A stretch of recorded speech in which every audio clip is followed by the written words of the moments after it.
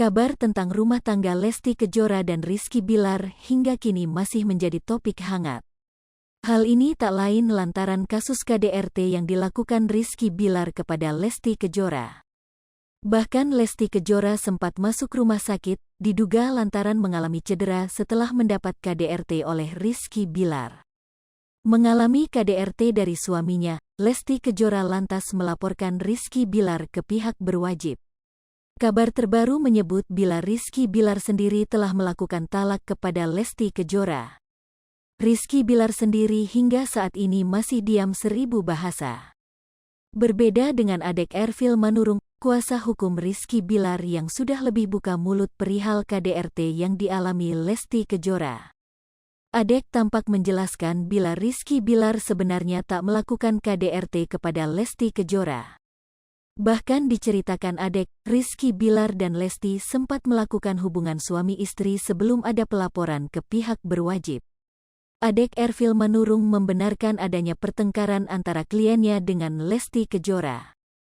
Namun, ia tak menjelaskan alasan lebih lanjut kenapa mereka bertengkar. Saat itu, Rizky Bilar meminta Lesti untuk meredakan emosinya. Hal ini karena di kediaman mereka ada Ibu Lesti Kejora alias mertua Rizky Bilar. Alih-alih meredamkan emosinya, Lesti kembali marah.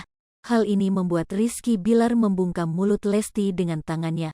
Hal ini diungkapkan pula oleh sang kuasa hukum.